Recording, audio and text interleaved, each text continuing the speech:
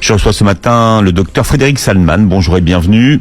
Bonjour. Ravi de faire votre connaissance. Vous êtes docteur en cardiologie et en nutrition, spécialiste de l'hygiène alimentaire.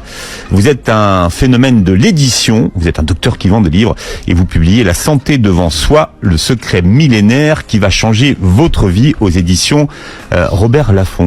Alors, ce qui est passionnant dans votre livre, c'est que vous écrivez qu'on sait désormais que ceux qui pratiquent une religion ou accordent une grande importance à la spiritualité vivent plus longtemps que les autres et en meilleure santé. Comment est-ce qu'on le sait?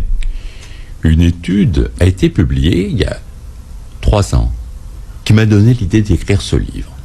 Je découvre que les gens qui croient dans une religion vivent 7 ans de plus que les autres. Et là, je peux vous dire que j'en reviens pas. J'essaie de comprendre. Et effectivement, des recherches nouvelles ont montré qu'il y a un lien très puissant entre la spiritualité et la santé. Les gens qui croient, qui ont un sens profond dans leur vie, ont une stimulation immunitaire beaucoup plus puissante. L'immunité, c'est tout ce qui nous protège de tout.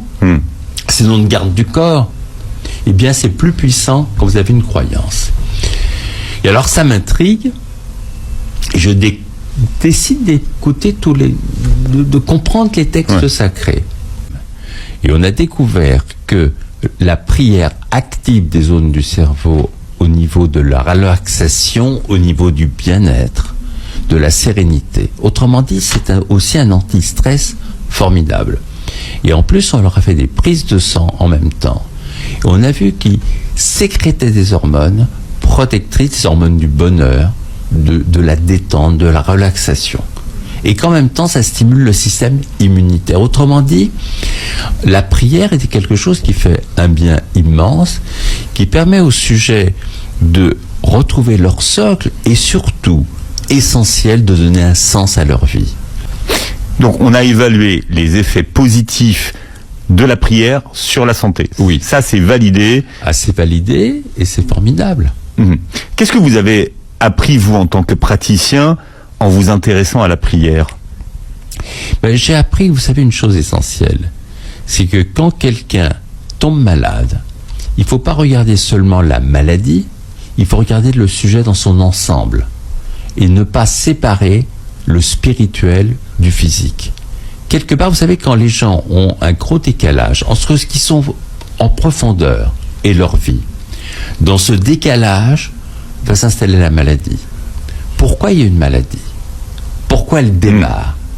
Et une compréhension extrêmement forte dans la spiritualité, c'est-à-dire que quand les gens sont raccords, ils vont beaucoup, beaucoup mieux. Ils ont une forme d'énergie et de lumière intérieure qui les protège. Donc, vous savez, l'individu a besoin aussi de se relier à ce qu'il est en profondeur pour justement aller vers ce qui est essentiel. Et ce qui est formidable, c'est que à un moment donné, ça va être justement cette énergie qui va le protéger. Mais il faut être en mouvement physique, spirituel et intellectuel. Crains l'Éternel et détourne-toi du mal. Ce sera la santé pour tes muscles et un rafraîchissement pour tes os. Écoute, mon fils, et reçois mes paroles, et les années de ta vie se multiplieront. Il guérit ceux qui ont le cœur brisé, et il pense leurs blessures. Il compte le nombre des étoiles, il leur donne à toutes des noms. Notre Seigneur est grand, puissant par sa force, son intelligence n'a point de limite. L'Éternel soutient les malheureux.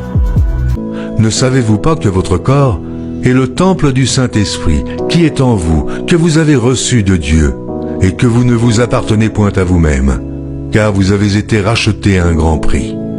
Glorifiez donc Dieu dans votre corps et dans votre esprit, qui appartiennent à Dieu.